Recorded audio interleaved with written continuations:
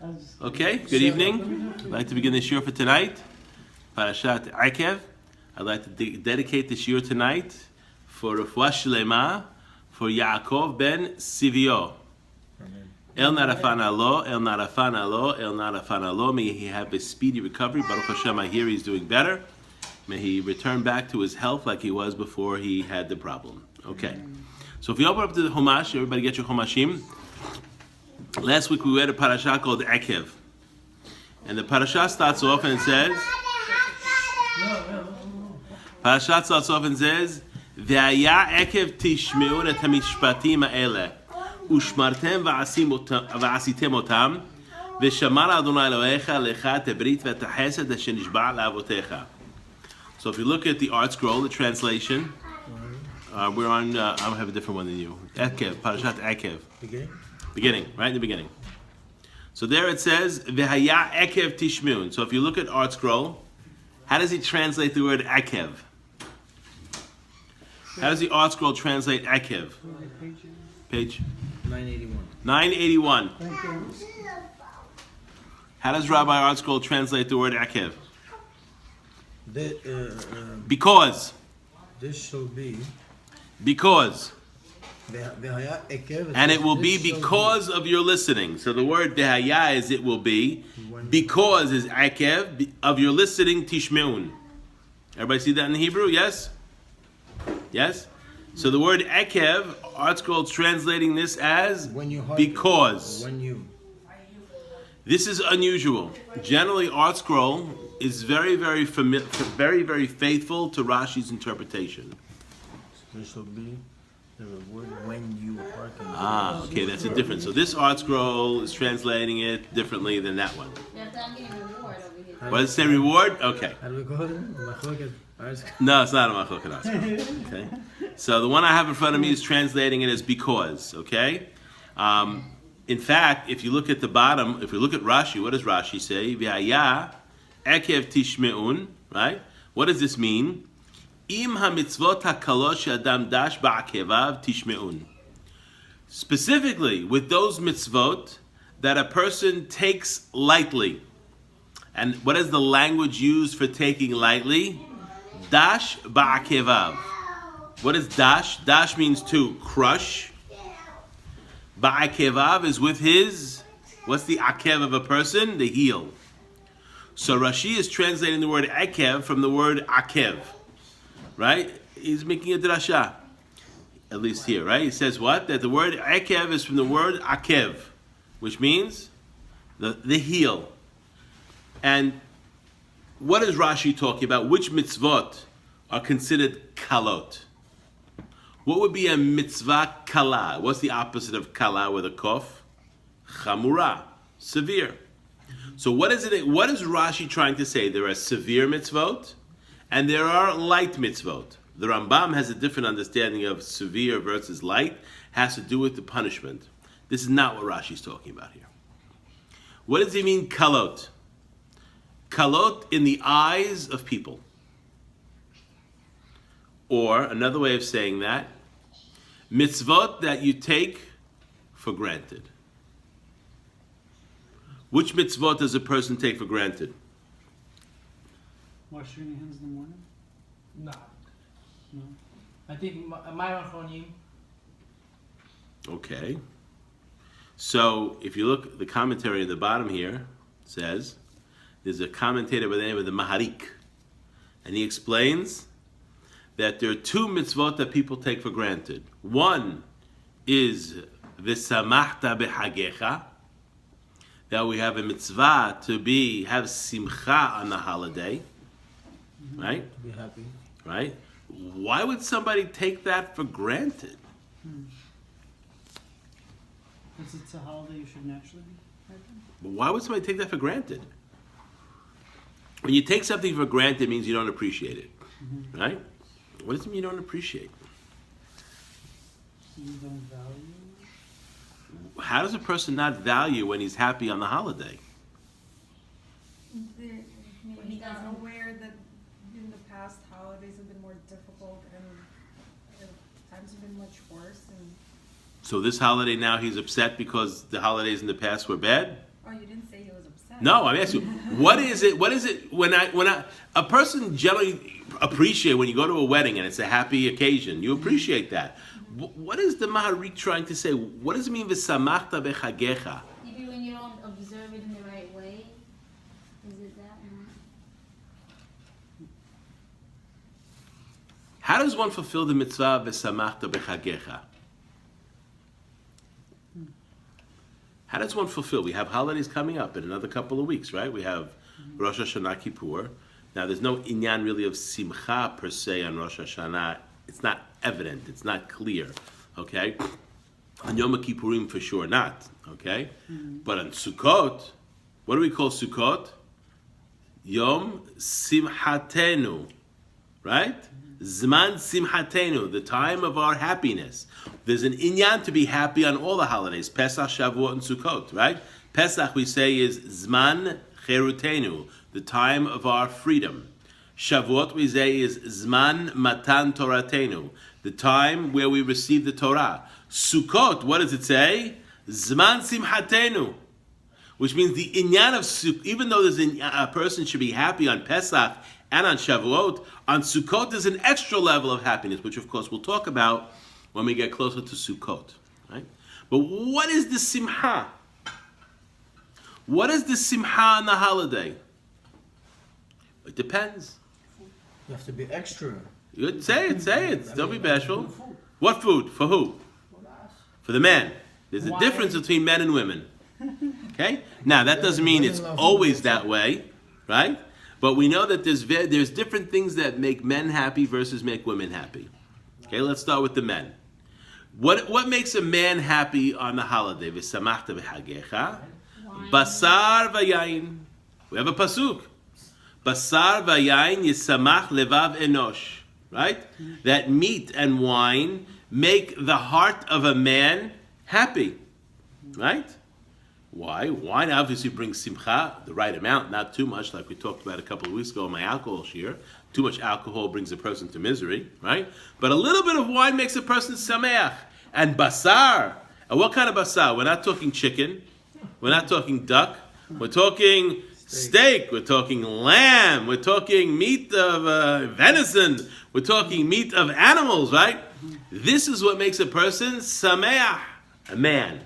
Sameach. Now, while there are certain women that would love to go out and have a steak, that's going to make their day, I would venture to say that if you have a toss-up between getting yourself a steak or going and buying yourself jewelry, what is preferred?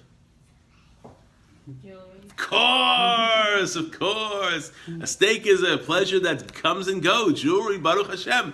Diamonds last forever, right? So jewelry and colored clothing, right? This is what makes a woman happy, right? And we see what is an inyan for a person to be sameach on the holiday. A man should have basar v'yayin, and a woman should be able to purchase, or husband should buy for his wife, colored clothing and or jewelry. And this is how we have sameach on the holiday. So who takes that for granted? Does a woman take for granted if she has brand new jewelry? Does a woman take for granted if she has a brand new colored clothing? Does a man take it for granted if he's got himself a nice 16-ounce ribeye steak? What is he talking about here? How do you take that for granted? Maybe somebody who has it all the time and just used to it. Why are you eating the meat and the wine? Why are you getting the jewelry and the colored clothing? The simcha has to be attached to the holiday. Oh, okay. Right? There are people who will have meat 5 days a week until the doctor tells them their cholesterol is too high. Right? But the simcha, the key is if samachta behagecha, a person, the simcha of eating meat and wine is supposed to bring a person closer to Hashem. The simcha of a woman going shopping for jewelry or getting jewelry and colored clothing is supposed to be a way that she could be happy to get close to Hashem. That's what's taken for granted, the close to Hashem part. Okay? So that's the first thing that Maharik said. What's the second thing that Maharik said people take for granted? You're going to love this one. Be'ezrat Hashem, this week we're starting something very, very new in Or Torah. Be'ezrat Hashem, on Tuesday, we're going to have a class that is going to teach basic Hebrew reading skills to people who don't know how to read Hebrew. It's not just Bukharians who are invited, but I will say that the majority of the class is made up by Bukhari. Baruch Hashem. Kafkazis also. Okay? And what does the Maharik say? One of the things people take for granted is what? Speaking in Hebrew. Meaning, a person who, Baruch Hashem, is able to read Hebrew, a person who's able to understand Hebrew, a person who's able to speak in Hebrew, you should not take that for granted. That is something that is huge. And the proof in the pudding is that I thought we were going to have between 6 and 8 people reporting to the class. We actually have to make 2 classes because we have almost 15 people who want to be part of this. Oh, wow. Okay? So we see that when a person can read Hebrew and look at the Hebrew, it opens up doors that are closed if you're reading it in a translation in English. Yeah, but once you read it, now is the problem. Are you understand what you read? First, we learn to read. When your son, okay, when he was able to stand up, did you tell him to run a marathon? No. First, you want him to be able to stand up on his 2 legs, right? Then you have him walk a little bit. There's a saying in English, you walk before you run, right? So the first step is to get people to be able to read Hebrew, even if they don't understand. Now, I'll tell you something else. If a person is reading a Siddur, it's transliterated from Russian, right? Hebrew, right? Which means if you're saying Hebrew words, but it's in Russian, you don't understand what you're saying either. You might as well read it in Hebrew and not understand it than in Russian and not understand it. But that's the first step. The next step is that we'll have a class on comprehension, understanding. But we have to start with the basics. And the basics is first to be able to learn how to read. So the Maharik says what? That one of the things people take for granted is the ability to speak Hebrew. What time is it? It's going to be 7:30 and 8:30. 7:30, I think she's going to break it up into 2. I think the first one's going to be 7:30, the second one's going to be 8:30. Now, why is it so important not to take that for granted? Why is reading Hebrew and then learning how to understand Hebrew so important? Holy language. Correct, but let's develop this. Also, maybe to go closer to Hashem. Everything good, but let's understand it more basic. I think each word makes sense, right? Each word. You don't get lost. Why is it so important to be able to read and understand Hebrew? Otherwise, you just get an interpretation of the Torah. You don't know what it actually. How can a person learn Torah without knowing how to read and understand Hebrew? What is the language of the Tanakh? Arabic. Hebrew. No, the Talmud is Aramaic. Okay, but the language of the Torah is Hebrew. The language of the Tanakh is Hebrew. Lashon Kadosh. Lashon HaKodesh. Holy language. And why? Because you want to be able to read the word that Moshe was told directly by God. And then when you can look at the Hebrew word, you can have understanding that there's multiple meanings. Like the word akev. If a person understands Hebrew, he understands that the word akev and the word akev are very close to each other. What did Rashi just say? Right? These are things that people take for granted, right? What does the word akev mean? Something that someone steps on with their heel. How can you understand this Rashi without understanding the word akev and akev? Yes, what's your question? It also means onkelos and... We're going to get to onkelos. We didn't get to onkelos yet. We didn't get to onkelos yet. First we'll do Rashi. Okay? So Rashi, we understand what is saying what. These are certain things that a person is dash ba'akevav, that he squishes with his heel. And this is why the Maharik is commenting and saying, speaking in Hebrew.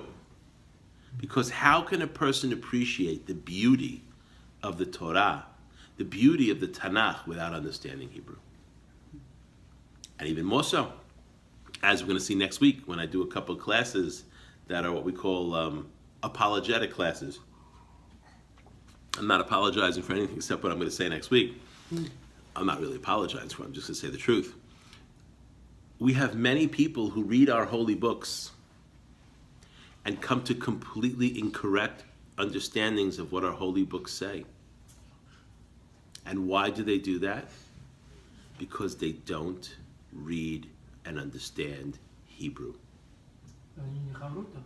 What's that? What do you mean chavruta? You're a You rabbi. could do it with the person who has a partner. I'm not sure. If you don't understand the Hebrew. Listen, a person can learn in any language. That's not, of course, that's 100%. It says the Torah was given Be'er Hetev. Be'er Hetev, Hashem gave the Torah to Moshe Rabbeinu in 70 languages. 70 languages. Okay? But the language, the original language of the Torah, of course, is Hebrew. So there are many, many people who look at our books and come to completely wrong conclusions. Why? Because they don't read and understand Hebrew. When you're talking to someone who maybe is a Christian, and he's quoting you a verse, a pasuk, and they're reading it in English, and you can look at the English and then look at the Hebrew and say, I'm so sorry. That's not what it says in Hebrew.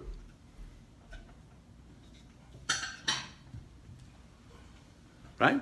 That's not what it says in Hebrew. But in order to do that, you have to be able to read and understand Hebrew. And that's why this is not something that should be taken for granted. The ability, and a person should work on that, right? A person shouldn't think for 1 minute that he's not learning Torah if he's reading and learning Hebrew. It is the entranceway to understanding the Torah. Because the original language, the first language, and the language that God used to create the world, and the language that God gave us the Torah, and the language that the prophets all spoke, is Hebrew. And that's why it's so important for a person to be able to read and understand Hebrew. And Baruch Hashem, we're going to start that this week, conveniently with Parashat Ekev, looking at the first Rashi with the Marik. There's also a connection, a spiritual connection, right? Every Yeah. single letter has a yichud. Kol hakavod. And if a person wants to understand the deeper meaning and the secret meaning, without knowing Hebrew, you're lost. Lost. Okay? It's just knowledge that just opens up. Now that we explained was the Maharik. Rashi, what is he referring to here? He doesn't mention what he's talking about. It says, the mitzvot that a person takes for granted. Which is a mitzvah that people take for granted? So there's a Gemara, Masechet Brachot, that says, there are mitzvot that stand berumo shel olam. Mitzvot that stand in the heights of the world. And people are mizalzel. That's even worse than taking for granted. When you take something for granted, that means you don't pay attention to how important it is. Mizalzel is worse. Mizalzel means you show it disgrace. You disgrace it. And if you look, that's what the Talmud says. But the Talmud doesn't say which mitzvah it's talking about. Look at Rashi. What does Rashi say over there? On the makom, on the place, what does Rashi say? Is a mitzvah that stands in the heights of the world and people take for granted. A mitzvah that all of us perform on a regular basis. A mitzvah that is so important in another couple of weeks that it's going to make the difference between whether or not a person has a good year or whether a person doesn't have a good year.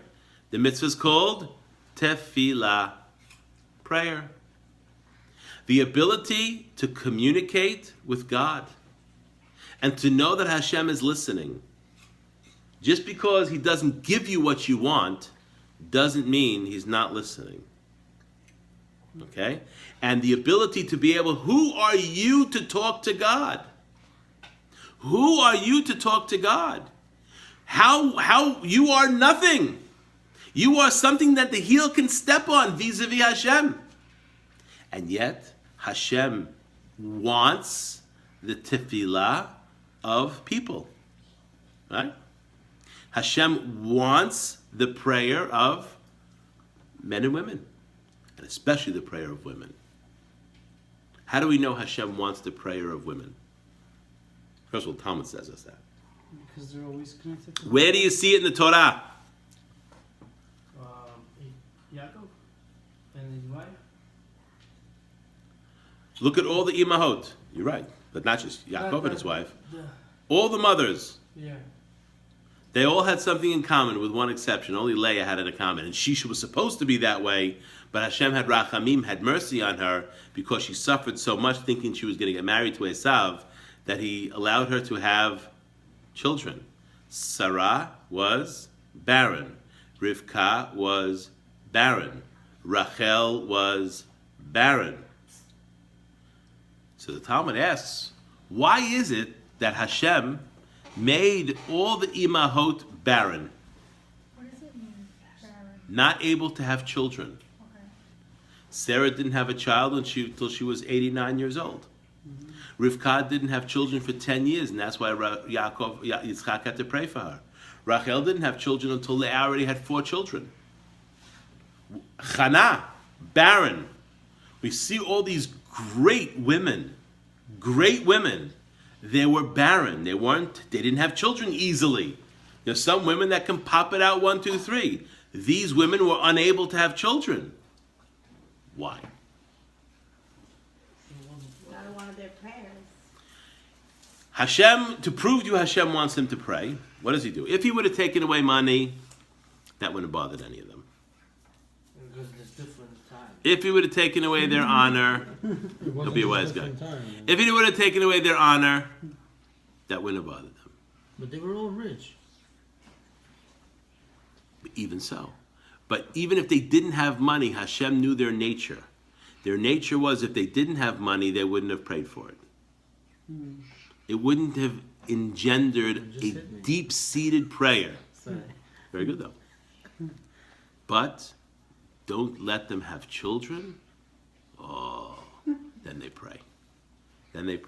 So we see that Hashem wants the tefillah of people. What's so funny? Maybe that was a way of yeah, because no, they What's were it? wealthy. It's kind of funny. They were wealthy. Why is it funny? Not funny at all. Why is it funny? It's a torture for them. So, just so they would pray. Yes. Because he wants. That's how he gets us to reach out to him. Which we begin to understand sometimes that why sometimes do people have a difficult time in their life in various levels? Whether it's money, sickness. Because Hashem wants you to pray. He wants attention. He doesn't want attention. He wants to feel like you're still his. That He You're his doesn't. child. He doesn't have feelings. I'm very careful about the words that I use. I didn't say anything about his feelings. So if he doesn't Hashem wants his. Why does Hashem want your tefillah? So you could acknowledge. So he's a Christian. So you can become closer. That's the goal of life, is to get close to God. And one of the best ways to get close to God is to talk to him. keep Shabbos too. Okay, all the mitzvot are opportunities. If you listen to my class that I gave on Monday, that's what I talked about. The 5 different ways we get close to Hashem. How a person can attach themselves to God. There are 5 different ways learned from this parasha as well. I'm not going to review that now. If you have any questions about that, please review the class from 2 nights ago. So but Hashem desires the tefillah because this is how we connect with Him. And Hashem desires that we connect with Him because that's why He created the world. He created the world so mankind would have an arena to reach out to Him. And prayer is one of the best ways to reach out to Hashem. But yet people take it for granted. Why do they take it for granted? They don't think He's listening. They don't get what they want. You can't see Hashem, so it's like, it's hard to, When you're talking on the phone and you're speaking to someone across the end of the world, you can't see them either, but you don't have a problem talking to them. Yeah, but use any but of he your doesn't, senses. he doesn't talk back. Like just Not that you could hear. So that's why it's easier to take it. That's why it's easier to take it for granted. So what I'll say to you is this. Most people don't. I'll give you something very That's why interesting. most people don't believe in God because you can't hear Him. Hashem is always talking back. He might not talk in our language. The problem is you are not tuned into His frequency. Mm-hmm. If you were tuned into His frequency, you would hear Him talking back. Moshe Rabbeinu was the most tuned into Hashem's frequency. And that's why whenever Moshe Rabbeinu wanted to talk to Hashem, what happened? Hashem talked to him. Wow. Moshe Rabbeinu was able to say, hold on 1 second, let me go ask God. And he knew he was going to get an answer. No other prophet had that ability. Why? Because only Moshe Rabbeinu was able to work on himself to such a level that he can have a communication from Hashem at his will. Not Hashem's will. His will. Of course, really the way to look at it is, whenever Moshe Rabbeinu wanted to talk to Hashem, Hashem wanted to talk to him. The other prophets, they wanted to talk to Hashem, but Hashem didn't always want to talk to them. Why didn't Hashem want to talk to them? Because none of them were at the level of Moshe He Rabbeinu. didn't even marry a Jewish woman, right? He married a woman that's not Jewish, and God told We don't him think she so. converted. We don't think she had a conversion over there. We don't think she went to the mikveh and converted. Moshe Rabbeinu married a shiksa. Chas v'shalom. No, 1 second, 1 second. They weren't even Jews yet. They weren't. Okay, next question. Rivka, who was her father? Okay, they would undergo some type of a process where they accepted the mitzvot and the one God upon themselves. That's called conversion. After Matan Torah, when the Torah was given, now we have a formal process for that. Before that, it was just a matter of accepting that upon themselves. And then there's no reason why they didn't go to a mikveh, I don't know. Yeah. Right? Some of them were married to their sisters, some of them were married to That was early on. their who knows what. And then they had to break up. Because once they got the laws, Who had to get back up? once they got the Torah, Who a had to lot of people were married not al pi To halacha. the sisters? Show me an example. Show me the source for that. I want to see that.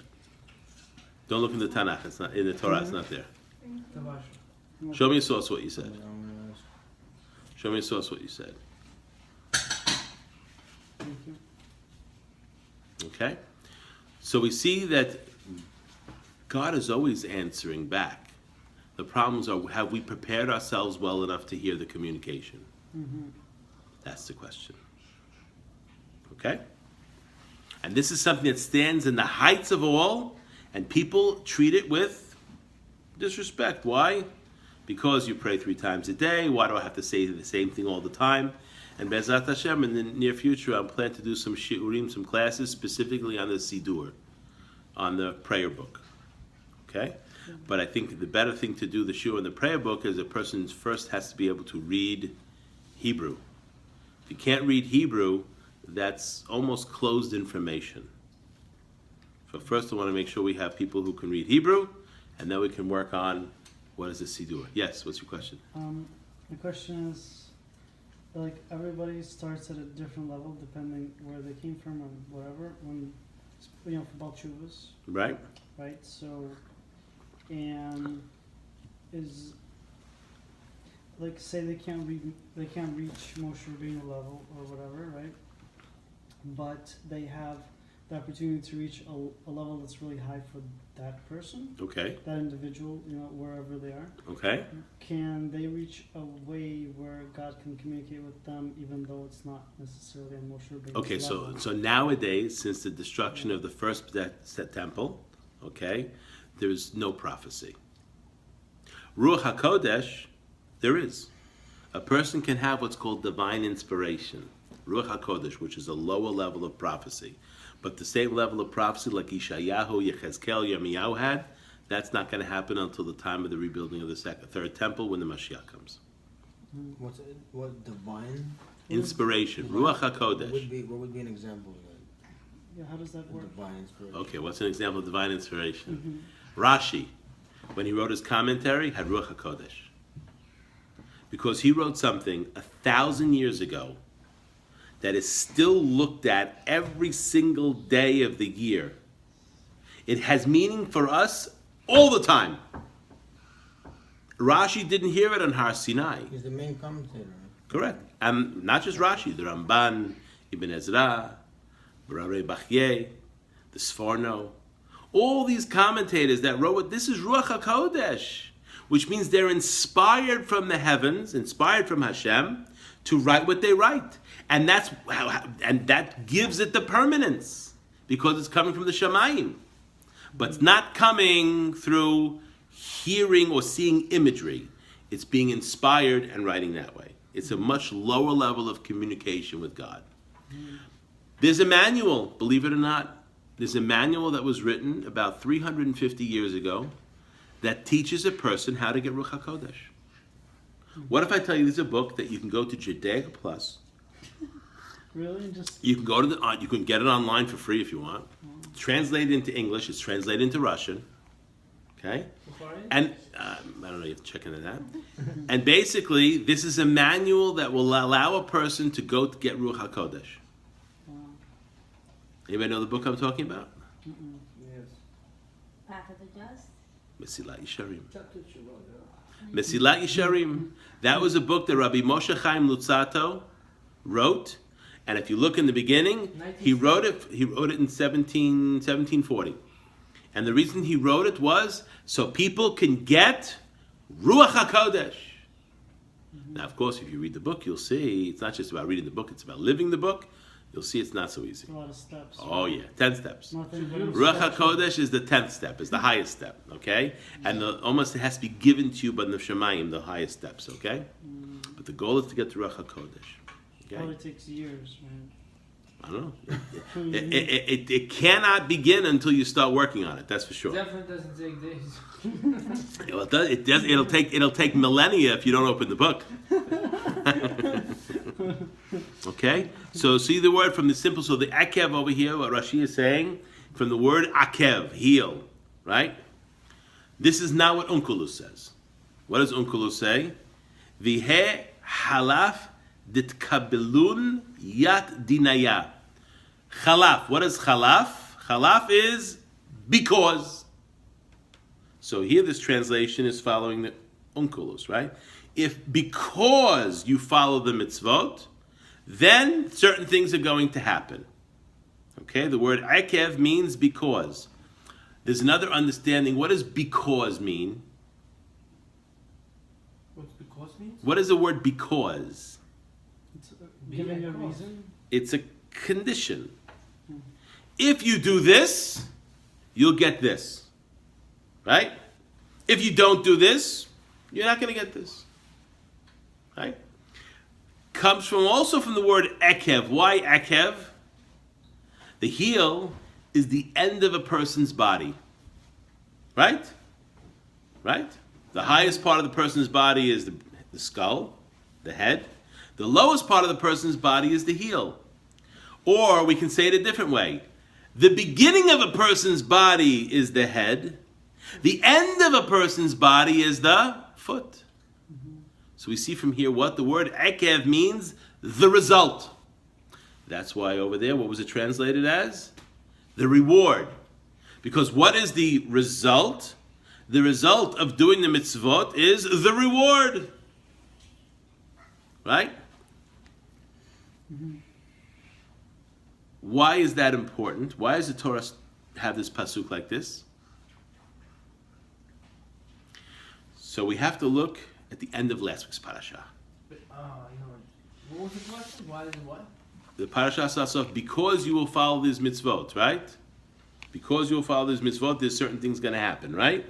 So I guess in the judgment day they go against you. Who goes against you? Those the mitzvot that you don't, that can't, whatever you don't b'mazeh.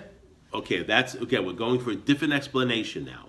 So the first understanding we were saying is the function of the heel. Right. What's the function of the heel? To step on things, right? Right. You use your heel to walk. You step on the ground, right? So that's the function of the heel. The next part is studying not the function of the heel, but the anatomy of the heel, or where it is located in the body. It's the end of the body. It's the end. It's the sof. So we're understanding from the word ekev, it means the sof, the result. So the result, if you follow the mitzvot and listen, certain things are going to happen. Why is that mentioned here? Go to the end of last week's parasha. Let's look at the end of last week's parasha. It says in last week's parasha, the last pasuk, V'shamarta et mitzvah, you will follow, observe the commandment, ואת החוקים ואת המשפטים, and the laws and the statutes, right? Mitzvah. What's the difference in chok, mishpat, and mitzvah? Let's understand the difference between the three. We've talked about this before. Let's remind ourselves. What is a chok? What is a mishpat? What is a mitzvah? I remember. A mishpat is something that is logical. Don't kill, don't steal, don't rape. Okay? This is logical. Any human beings coming together to live together in a society have to have certain laws in order to be able to live together harmoniously. Right? That you don't need God to tell you not to kill. It should be inherently obvious that killing another human being is a bad thing. That's not to say that we shouldn't have God tell us that, but there's something called humanism, ethical humanism, right? Which is basically coming up with morals in absence of God. It's preposterous. Just listen to my class on atheism, you'll see why it's preposterous, but let's not go into that now. So we see mishpatim are things that you would learn even if it wasn't commanded in the Torah. What are mitzvot? What's a mitzvah? I mean, all of these things are in the category of commandments, the word mitzvah. But here mitzvah is being used specifically to denote a specific type of commandment. Negative? No.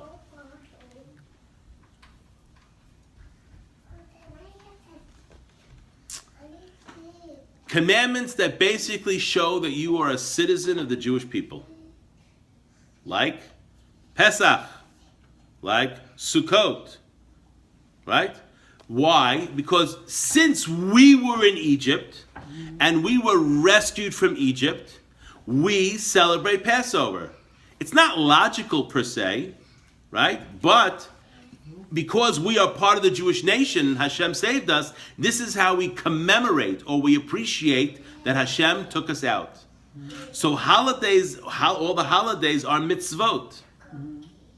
Okay? Which means we can understand that there's a reason, but the reason is specifically only for the Jewish people. There's no reason why a Gentile has to celebrate the laws of Passover. Why? They were not rescued. There's no reason a Gentile should be sitting in a sukkah. Why? Because they're not part of the Jewish nation. Okay? What's a chok? A chok is a mitzvah that has no reason. Even more so, it's a mitzvah that's illogical. Really? What is That goes against reason. Like para aduma. Zot hukat Torah talks about the para aduma, right? Because how can it be that this thing, which is called a para aduma, red heifer, which is burned, its ashes, are sprinkled on someone that is tameh, that comes to contact with a dead body, and that person becomes tahor. But the person who's doing the sprinkling becomes tameh. That makes no sense. It's illogical. That's a chok. Basar b'chalav, meat and milk. That's not logical, right? Milk, kosher. Meat, kosher. Mix them together, not kosher. How does that make sense? Is that logical? No. So chukim are things that don't have any logic to them. Okay? There's a deeper meaning, and whether or not a person is able to understand the deeper meaning is a question, but at the face value, they're illogical. So all these three things, asher anochi metzavecha, that I command you. Who's commanding? Who's anochi? Hashem. Hayom la'asotam. What does it mean? Hayom la'asotam. See, if you look at the translation, read me the translation in English of that pasuk. You shall. Which one? The last verse of the previous parsha. You shall observe the commandment and the decrees and the ordinances that I command you today to perform them. Where's the comma? After the word today, You shall observe the commandment right? and the decrees and the ordinances that I command you today To comma, perform to them. perform them. Okay, so the comma is after the word today. Yes? You see that comma? Hang on. Now let me read the pasuk to you with the ta'amim. ושמרת את המצווה ואת החוקים ואת המשפטים אשר אנוכי מצווך היום לעשותם. What's the difference? The comma does not belong after the word today. The comma belongs after the word I command you. If you look at the ta'amim, right?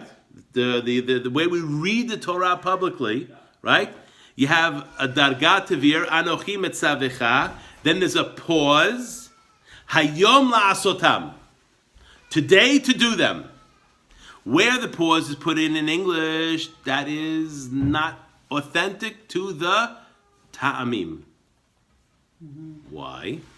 Because they're trying to make correct English grammar, not Torah grammar. Good. That's because if the comma would be, I command you, comma, today to perform them, that makes no sense. Right? In Hebrew, it doesn't make sense either. Except if you understand what the Talmud says. Look at Rashi. What is Hayom la'asotam? Today, to do them. The Torah is leaving something out. Ulmachar lekabel leolam haba litos charam.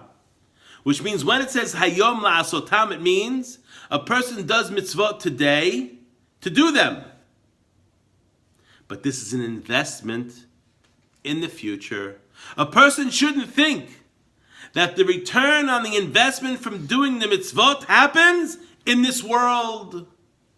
A person has to understand that the return of the investment of doing mitzvot is in the next world. That's what it means. Hayom la'asotam u'machar lekabel scharam. Today to perform them, tomorrow to receive reward. Meaning what? There's no reward in the Olam Hazeh. That's why it says, Schar mitzvot ba'olam hazeh leka. Reward for mitzvot in this world. There's no reward for the mitzvot in this world. All the reward for the mitzvot is in the next world. The ta'amim are faithful to the Talmud's understanding of this pasuk. But without that, you can't understand what's going on. Now we just said, where's the reward for the mitzvot? Next one.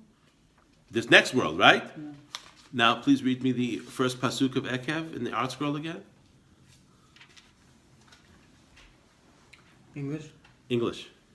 This will be the reward. Reward. So we just said what?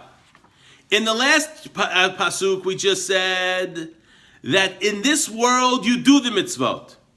The understanding from the Talmud is that the reward for the mitzvot is received in the next world. Now read the next pasuk. This shall be the reward. When you hearken to these ordinances, and you observe and perform them. Keep going. Hashem your God will safeguard you. Safeguard you. Is that Olam Hazeh and Olam Haba? Keep going. Safeguard you the covenant and the kindness that he swore to your So forefathers. you get the reward. Let's continue on. Va'ahevecha, he's going to love you. He will love you. That can be in either world. That could be in the next world. That could be in this world. Good? He will love you. Bless you. Where's blessing? Blessing is in this world. The blessing's in this world. Next. So both Bless you worlds. and multiply you. Multiply you. Multiply you. Where do you multiply? In this world or the next world? Only This world. Keep going. And And in case you're questioning what does it mean to multiply you, now the Torah is going to tell you. And he's going to give blessing to the fruit of your belly. What's that talking about? bless the fruit of your Children. Are there children born in the Olam Haba? No. Keep going. How do you know? Wait. So he'll bless the fruit of your womb, and he'll bless the fruit of your womb and your fruit of your land. Land. Now, expression. Your grain, your Fruit of the wine. land. Do you need fruit of the land in the next world? Absolutely not.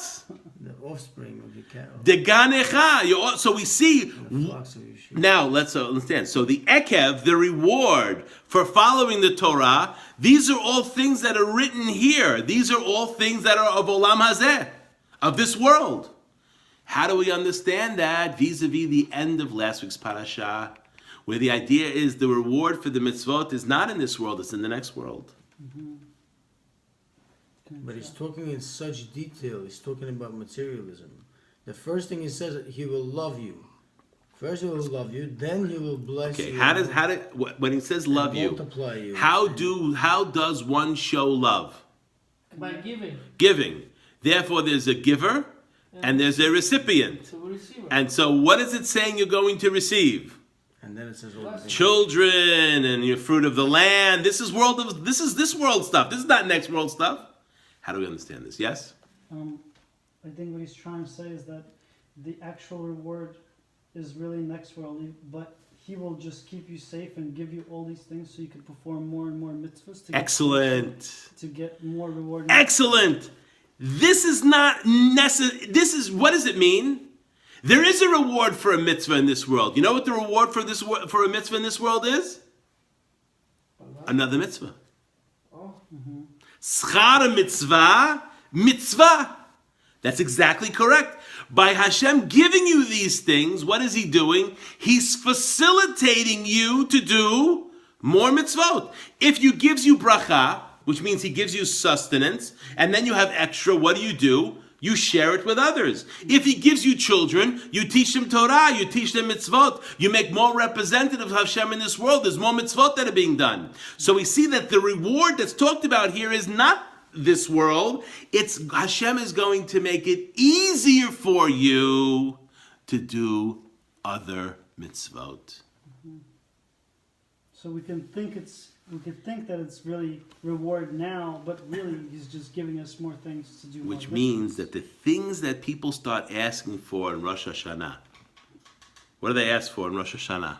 A better real estate deal. 3 things. Parnasa, health. B'nei, Chayei, Mezonei. B'nei are sons.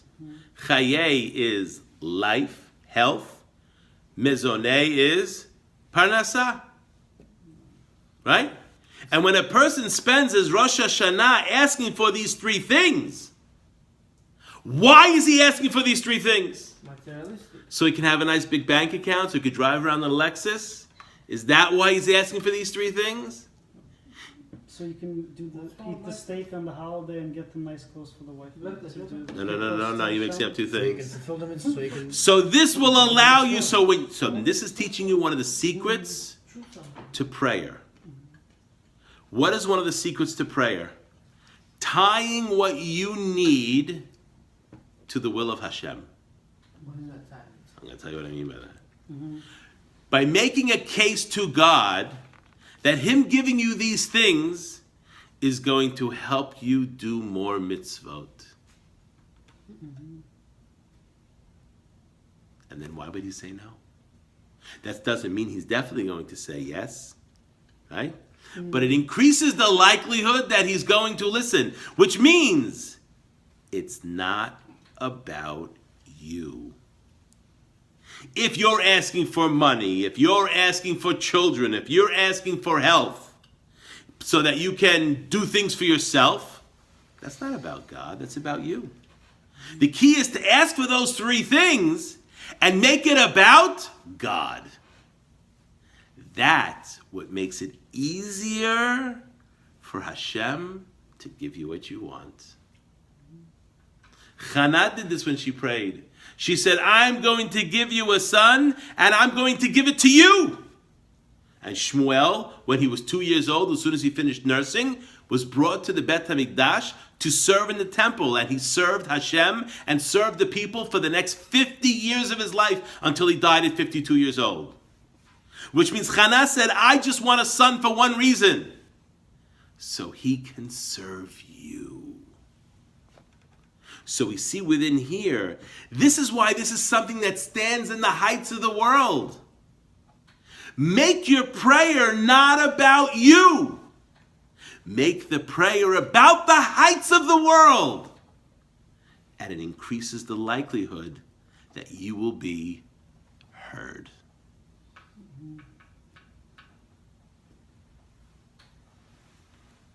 We see that in the Kriyat Shema, by the way, as well. The first paragraph of the Kriyat Shema and the second paragraph of the Kriyat Shema. Study that on your own. Okay? Any questions on what I just said? This is one of the fundamentals of tefillah. I hinted to it a little bit on my class on Monday, but this is one of the fundamentals of tefillah. And this is one of the fundamentals of life. It's not about you. It's about what you can do for Hashem. It's about what you can do for other people who are created, B'Tselem Elokim. If it's about you, that's selfish.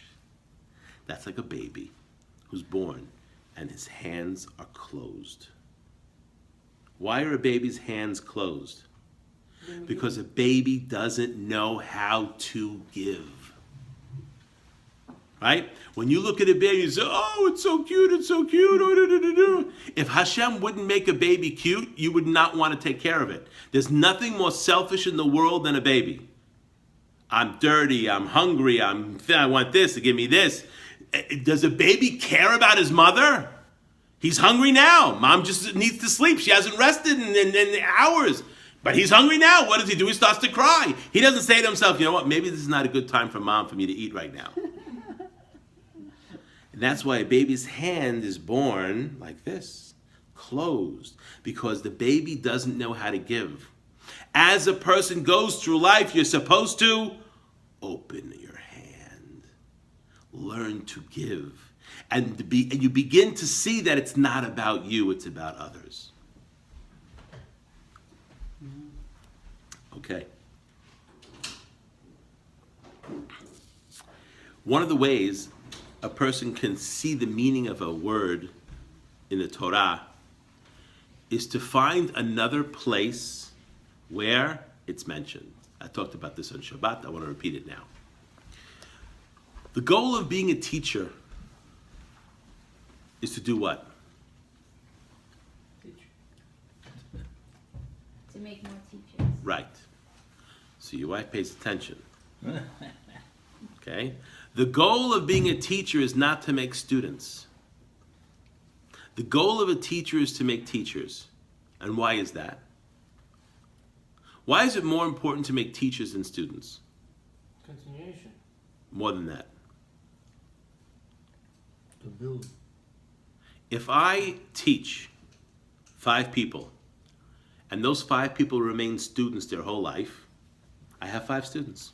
Baruch Hashem, it's better to have 5 than to have 3. Mm-hmm. But if I make 5 teachers, and each one of those 5 people has 5 students, I've now impacted 125 people.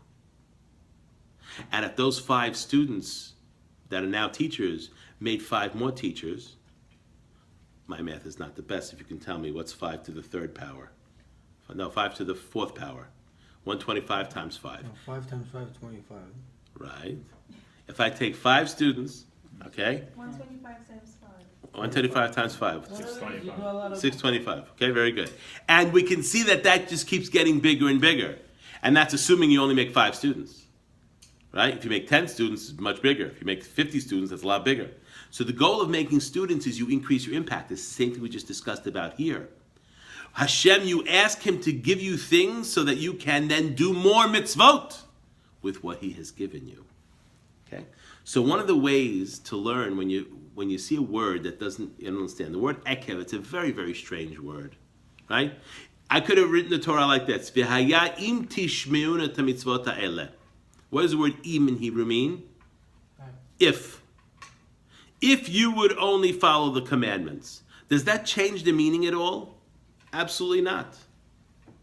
But it doesn't say im. It says akev, which is a very, very unusual word. So if a person wants to see what the word means, what do? Again, you have to be able to read Hebrew to be able to do this. You get a book called a concordance. Were you there when I talked about this in Shabbat? You get a book called a concordance. Okay, what a concordance is, you know what a concordance is? Yes. It's a book that basically takes all of the Hebrew words in the Torah and the Tanakh and tells you everywhere in the Tanakh that word appears. Right? So if you have a word, ekev, and you're not really sure what it means here because it's a little unclear here, what can you do? You open up a concordance, and you find out where else in the Tanakh is this word, and see what it means there. And what it means there might be what it means here. You understand what I just said? Mm-hmm. Everybody got that? A concordance. Very, very important book to have at home once you're able to read Hebrew. So if you look at the concordance, we find another place. It's a couple of places where the ekev is mentioned, but I'm going to bring one. It's from a book called Mishlei. Proverbs. What does it say in Proverbs? I'm going to read you the pasuk. Ekev anava yirat Adonai. Osher v'chavod v'chayim. Let's take this one piece at a time. Ekev anava. Let's put ekev for 1 second aside. What is anava? Humility. Am I speaking too loud? Waking him up? Humility. Right? Ekev anava. What does this mean? The reward for humility. The end result of humility, which means this pasuk is now going to tell us what it makes humility such an important character trait. Okay? Let's look at the pasuk. You don't have it in there, trust me. Okay? Ekev anava, the reward of anava, the first thing it says is Yirat Hashem. What is Yirat Hashem? Yirat Shamayim, which means recognition, awe, fear of God. If you want to know better what Yirat Hashem is, listen to my class that I gave on Monday night. Torah Basics 06. Okay? So we see Yirat Hashem is the reward for anava. Why? Why, when a person has anava, does that bring a person to Yirat Hashem? Why? Yes. He has anava. So how does that help him to recognize God if he has anava? If he's humble, how does he recognize God? Nobody above. What is Yanava? God, anava is humility. Oh. So if a person works on the trait of humility, it would help him to develop awe, recognition, appreciation of God. Because they see that God is everything. Because why? Because it's like, it's just, you just put a higher value on everything and you don't put yourself first. It's easier to see the value behind things. Let's understand this a little differently. Mm-hmm. The way you tune into God is by turning your volume down. Mm-hmm. I don't mean volume of prayer. If you have to, volume of recognition. Mm-hmm. Every person knows themselves. There is nothing you know better than yourself. Now, some people spend their whole lives going to therapists so they can learn about themselves, right? Okay? But what I mean by that is, I don't believe that this is my hand. I know that this is my hand. How do I know? Because if I stick a needle in my palm, you're not going to feel pain. I'm going to feel the pain. Right? So we know ourselves. You said before that people don't see God. They can't get to know God. Why? Because they don't know how to turn their volume down. What is humility? It's turning your volume down. Why is it that Moshe Rabbeinu had the closest relationship to God of any man that ever lived? V'aish Moshe anav mikol ha'adam asher pnei ha'adama. That Moses was the most humble man that ever lived on the face of the earth. It was his humility that gave him that recognition of God. Remember we talked about prophecy before? Remember we talked about the fact that we don't have the ability to tune in. God is always talking to us, but we're not listening. What's preventing us from listening? The fact that we are too tuned into ourselves. Too much money. Not just money. We're too tuned into our own reality. In order for you to appreciate and recognize Hashem, you have to tune down your own reality. That means you're losing the interest of life. No. No interest to make money. No interest. It's not about me. It's about my wife. It's about my kids. Why? It's not about me. It's about my community. It's about my God. When it's about you, you don't see God. 1 second. What's the problem with an atheist? He sees nothing. He's tuned into man too much. But every man is also part of God, right? Everybody has a soul, so they're tuned into themselves. They're still tuned into a creation of God. Okay. Do you know your soul? Is that something you can say you know? I gave a very clear example. If you stick a pin in your hand, you feel the pain. You know your body. You know your physicality. Your spirituality, you don't necessarily know that. But you can feel it When do you feel it? right now. When you turn your physicality down. The way you tune into the sublime, the way you tune into the spiritual world is by turning down the volume on the physical world. And when a person is able to turn down the volume on the physical world, they recognize their soul, they recognize their connection to God, they recognize that God exists. That's the whole concept of anava, of the humility, turning down the volume on yourself. And that's why in the prayer, it's so important for a person to be willing to give his life for God. That is the key to having your prayer heard. It's the concept of bitul, concept of nullification. We'll talk about that moment when we get to tefillah. So we said the first step of anava, when a person had the reward, ekev, the heel, the sof, the reward for anava, humility is first, yirat Hashem. There is nothing more important than yirat Hashem. If a person doesn't have yirat Hashem, he has nothing. Or, I could say it a different way. If a person doesn't have yirat Hashem, all he has is himself. Eat without thinking. And he is nothing.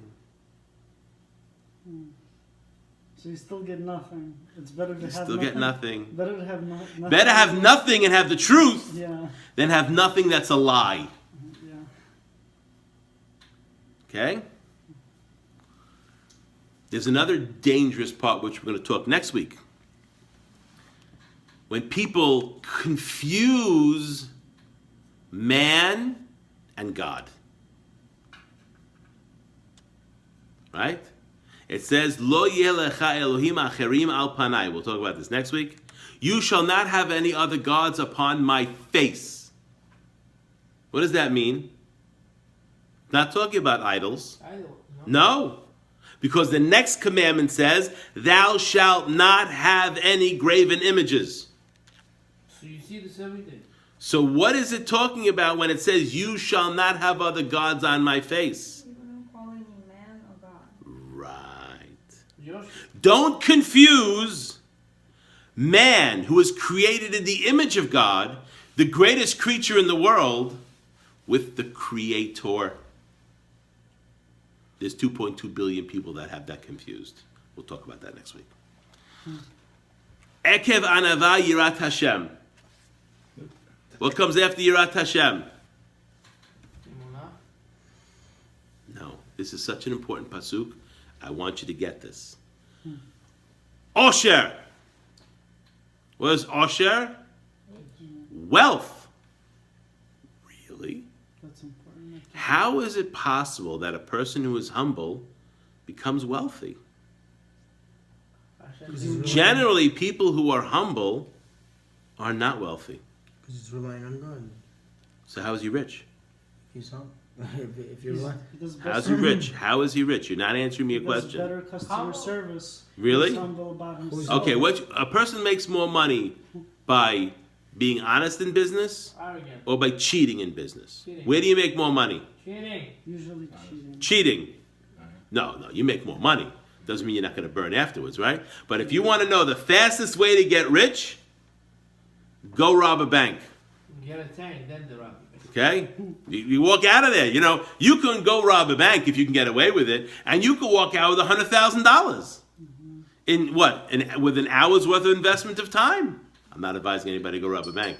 Even minutes, But maybe. there are plenty of people that are honest and are rich. and So, maybe won't. but you know, we need to understand, what is King Solomon saying when he says, the reward of humility is first and foremost recognition, awe, appreciation, fear of God. And then after that is osher. Just because a person has anava, humility, and yirat Hashem, he becomes rich. There aren't many poor people who have humility and who have fear of God and are poor. What is King Solomon talking about? When he said osher, You're like happy with what you have, and you'll be. Ezu ashir hasamech bechelko.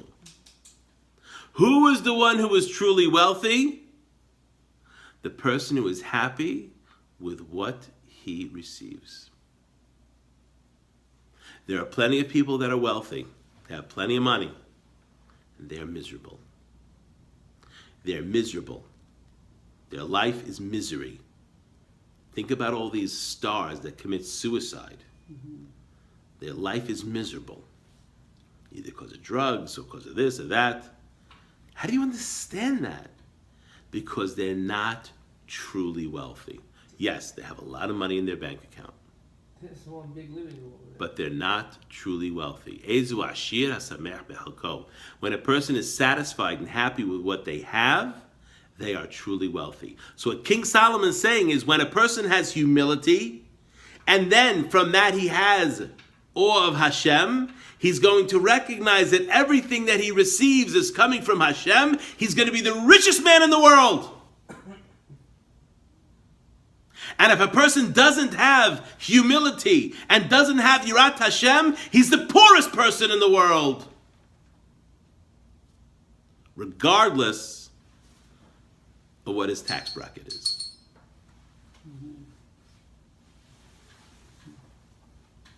Next pasuk, next word. So we have 4 rewards over here. So far we have yirat Hashem. That's pretty big. I think she has a question. Osher. Leave her alone. She's meditating. Leave her alone. The next thing is kavod. What? Kavod. Honor? What? A person who is humble has honor? Explain that to me. Humble doesn't mean they don't have self-respect. I'm not saying self-esteem. Self-esteem everybody has to have. Self-respect, self-esteem you have to have. Okay? We're not talking about someone who doesn't respect themselves. We're talking about someone who appropriately recognizes what they really are. Doesn't think they're more than they are. Just check us. I want to understand how a person has honor if he's humble.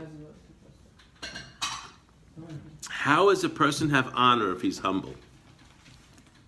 How does he have or how does he get? How does a person, how does it say that the reward for humility is honor?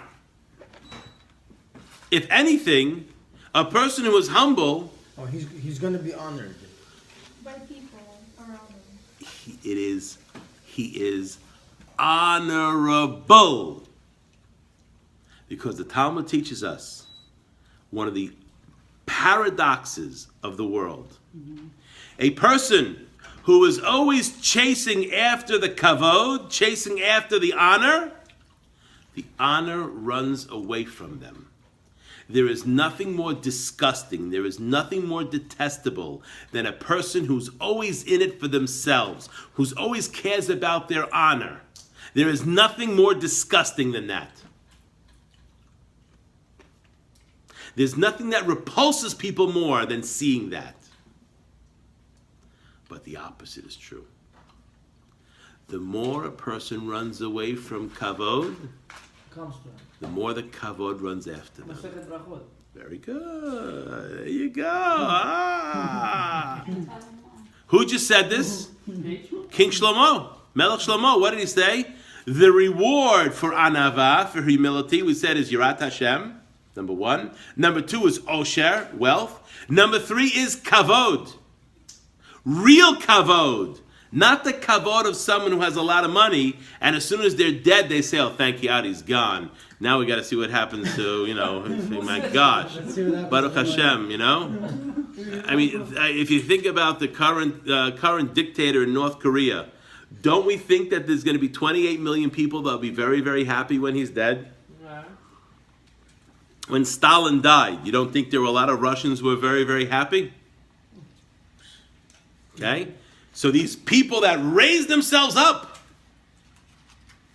when they die, people are very happy to see them go. But when someone ran away from the honor, like Moses, like Aaron, people are upset when they leave. It's endearing when you give kavod to others. It's an endearing quality. Right? And what's that a function of? Your humility. By recognizing that you are not more important than anyone else. And that's what allows you to once again turn down the volume on yourself so you can appreciate other people. And nothing gives more kavod to the shamayim, honor to the shamayim, than a person who has anava. And that's why it says a person who has ga'ava, which is the exact opposite, arrogance, he's dochek raglei ha-shekhinah. He's pushing the feet of the Shekhinah. He's underneath the feet, but he's pushing it up, but he's not making any impact because he's just pushing on the feet. Right? Because that is you are stealing the garment of God. The Pasuk says, Hashem malach geut lavesh. God reigned, he wears the garment of arrogance.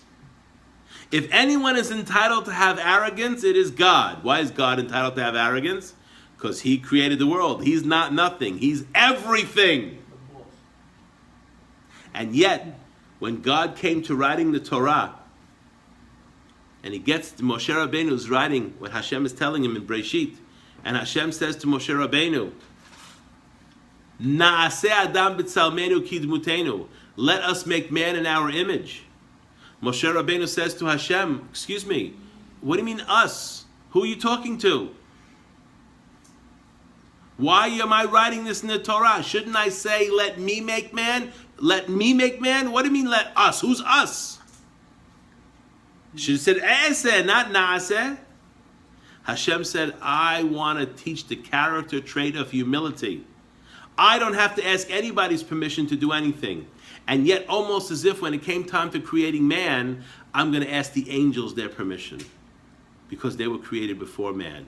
And yet man has many qualities that are better than the angels. So before I'm going to create man, I'm going to speak to my angels first.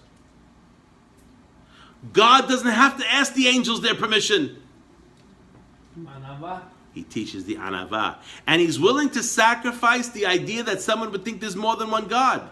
And Hashem said, and those who want to learn from that pasuk, that there's more than one God, like 2.2 billion people, let them be mistaken. I want to teach the character trait of humility, and that is more important. And those who want to see the truth will see it. And the last thing Shlomo Melech says is the reward for anava, of anava, is what? Chaim. What is Chaim? Life. Life. Which Chaim? Bed Chaim or Chaim? Chaim, life, all life. Which means a person who has humility, a person who has Yirat Hashem, a person who is happy with what they have, a person who runs away from honor, is truly alive. A person who is arrogant, doesn't believe in God, has a lot of money, and thinks that's what's important. They want to be a millionaire by the time they're 25 years old, and is always asking for going after their honor, and is insulted when other people are saying things about them. This is a person who has death, What are you talking about? Everybody? not life. I'm telling what we're learning. King Solomon is telling you what is the quality traits that gives a person life. No, but I met people that have money and they still love God. Okay. The only way that can work is if they're giving. That's the question. If they have money, and they're, like we said, why did Hashem give us the reward in this pasuk?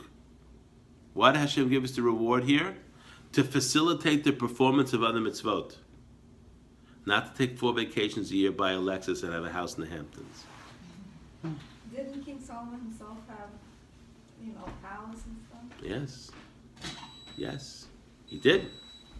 So what do you want to say? So he had all those riches and he had the honor. Why did he do that? To elevate it. Why did King Solomon do that? So there's various ideas of why he did that.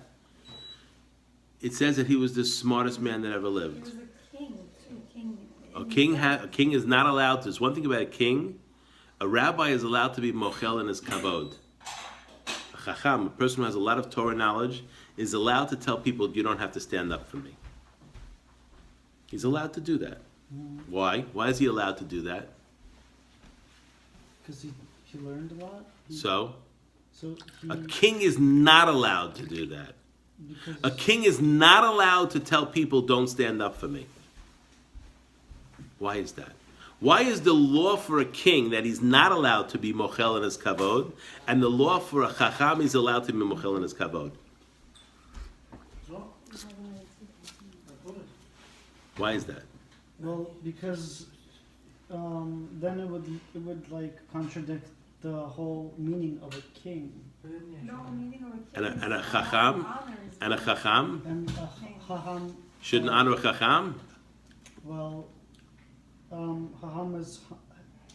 Why is a wise Okay. person allowed to be allowed to tell people that they don't have to give him honor? Okay. Well, the king They can't has show an him obligation. disrespect. Right. The king has an obligation. That's the problem. Why? They both have You're not to asking me never- why. You're not asking me why.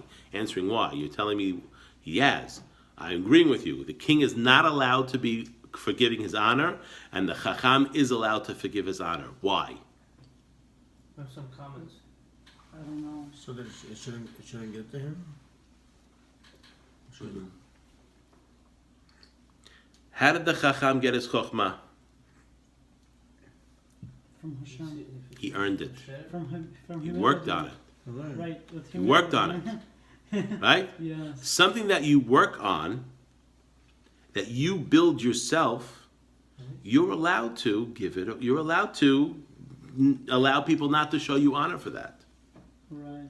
The king did not earn his position as the king. The reason he's the king is because his father was the king.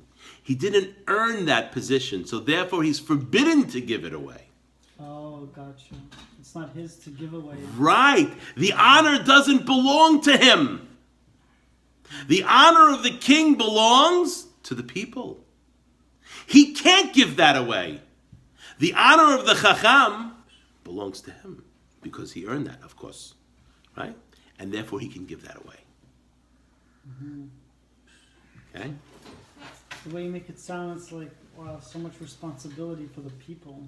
You can't even give away the honor. And if you think these things we're talking about, Yirat Hashem, Osher, honor, wealth, honor, and life, these are some of the things that we're praying for on Rosh Hashanah Yom Kippurim. What is the key to having those things? Anava, the humility. Good? Any questions? I just want to read the next pasuk. Then I want to quote 2 Talmuds, and then we'll be done. Okay, I'm sorry I'm a little late today. Yeah, all night. You're on Facebook Live. I might as well give you some extra credit over there. It's only an hour and 18 I minutes. got some comments over there. Comments? Really? Someone is asking your name. Wow. Holy moly. I didn't even know you were putting me on Facebook Live. It's only last week I was trying to figure out what you were doing. The next pasuk in Mishlei, what does it say? The next pasuk in Mishlei. Now remember, Mishlei, it says, King Solomon wrote 3,000 parables for every verse in the Torah. For every verse? For every verse in the Torah, Shlomo HaMelech had 3,000 parables. Is that in his book? No. Mishlei is only 31 chapters. So we can take Mishlei and fit this into multiple different Pesukim in the Torah.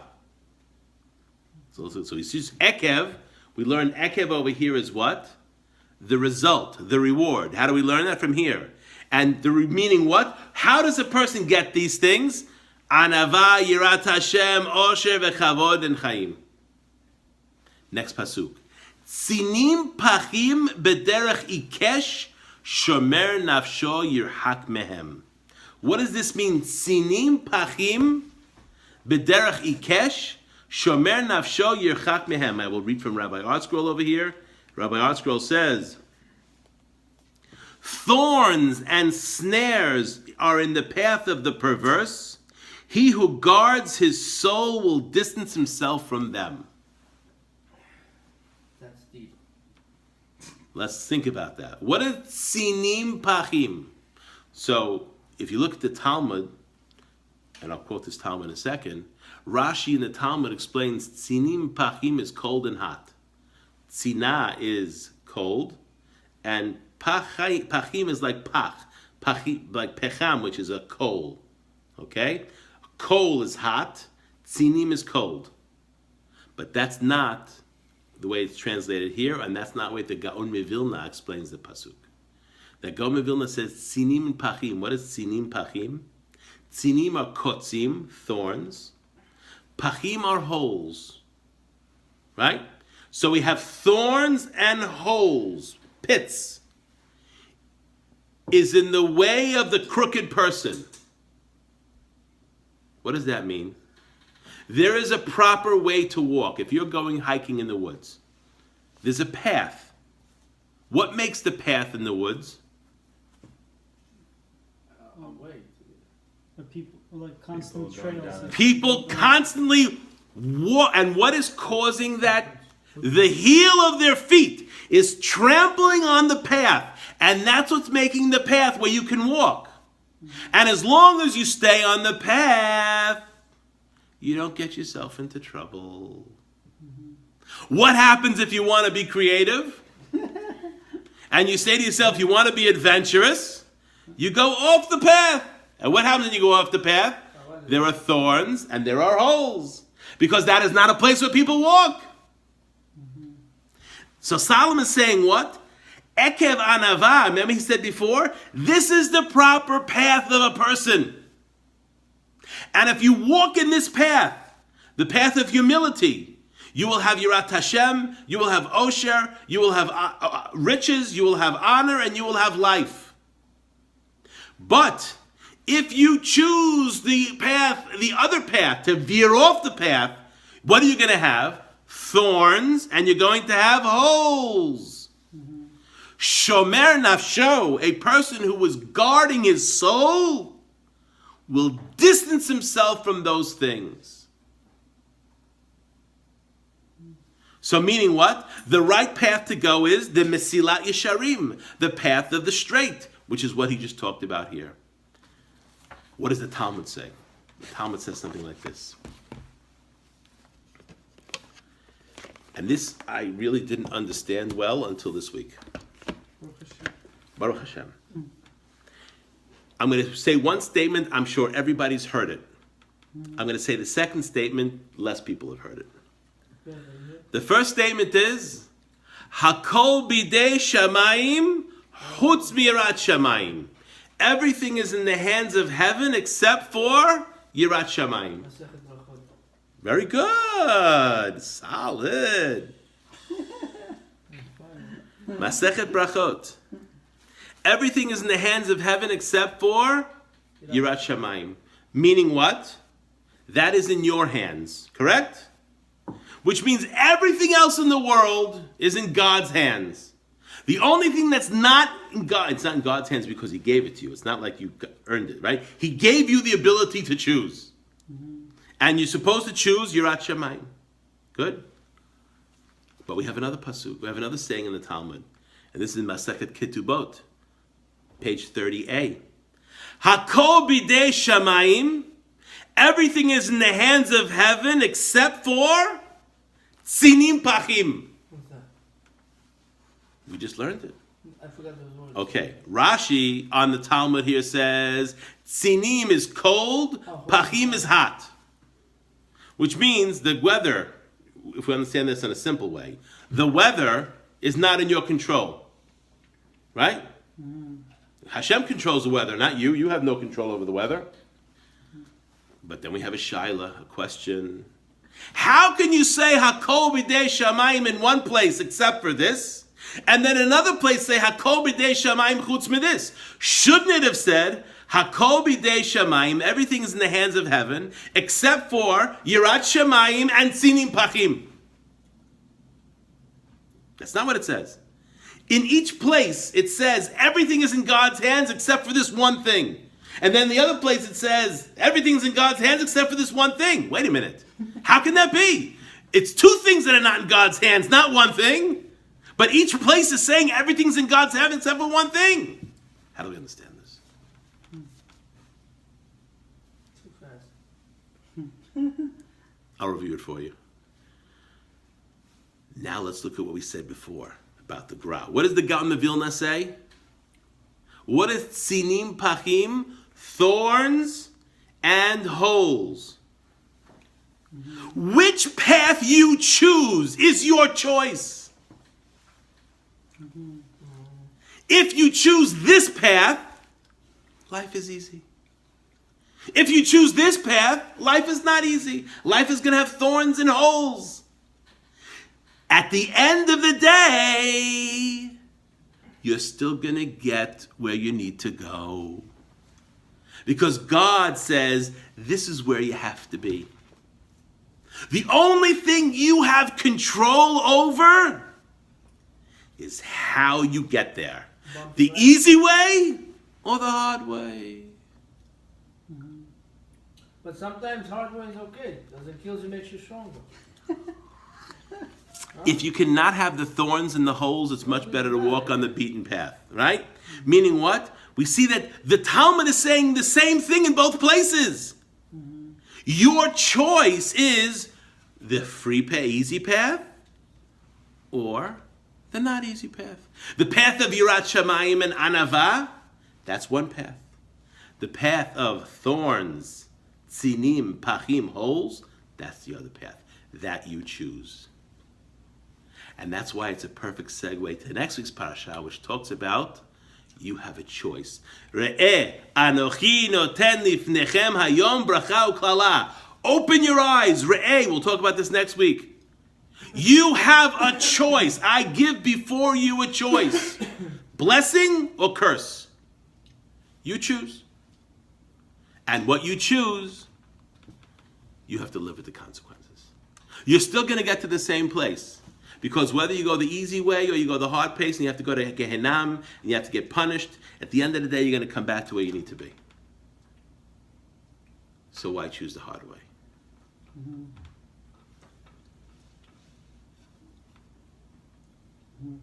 Any questions? Birthday questions? Baruch Adonai, Olam, Amen ve'amen.